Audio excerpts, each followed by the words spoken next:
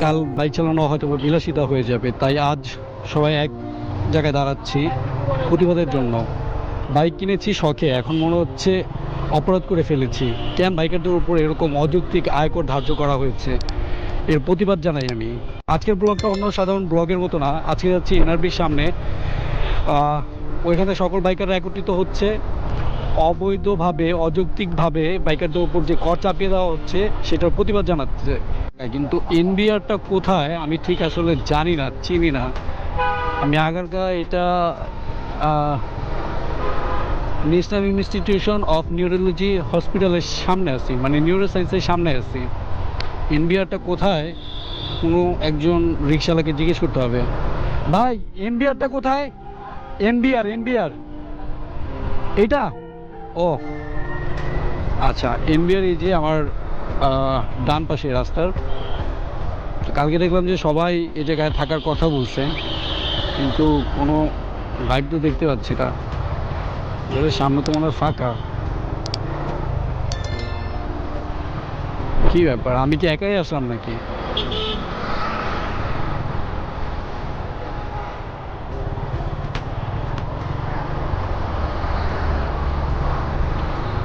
NBR তো পুরোটা ফাঁকা।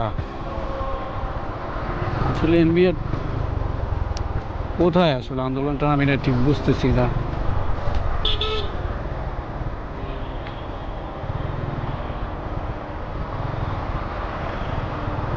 তাহলে কি জিজ্ঞেস করবো আন্দোলন কোথায় হচ্ছে?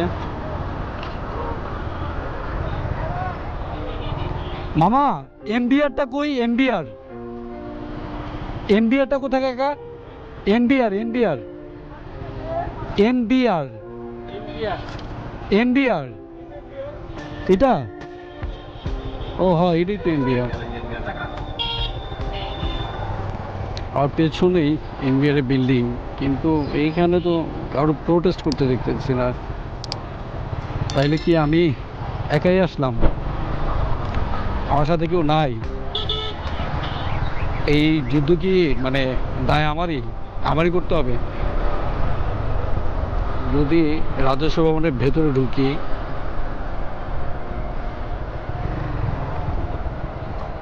রাজস্ব ভবনের ভেতরেও তো ফাঁকা।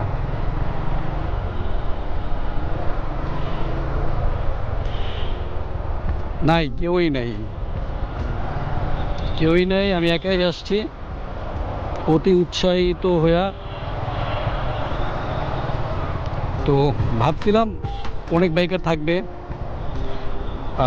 প্রতিবাদ করব, আমাদের যৌক্তিক দাবিগুলা উপস্থাপন করব এখানে, কিন্তু কাউকে দেখতে পাচ্ছি না এখানে।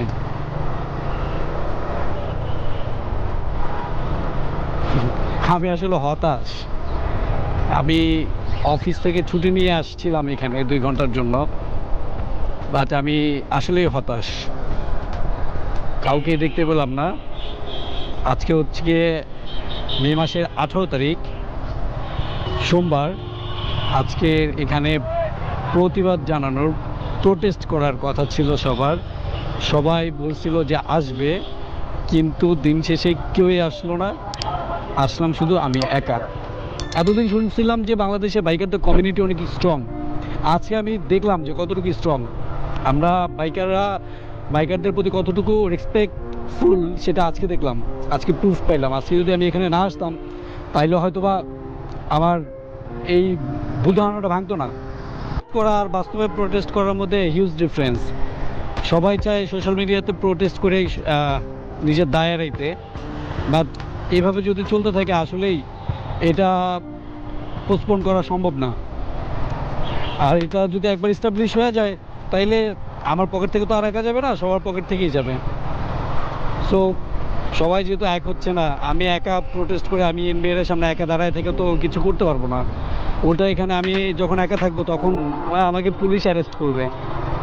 আর যদি আমার সাথে 50 জন লোক থাকে, তো পুলিশ তখন অ্যারেস্ট করা বা আহ, ওই সাহসটা পাবে না। কারণ সংখ্যা যখন মানুষ বেশি থাকে তখন সেটা গুরুত্ব দেওয়া হয়, আর যখন সংখ্যায় কম থাকে তখন স্বাভাবিকভাবে আমি একা আসছি, সবাই মেনে নিচ্ছে, আমি একা মানতেছি না, ব্যাপারটা সরকার এগেনস্টে গেল না, তো তখন স্বাভাবিকভাবে তো আমাকে চার্জ করবেই।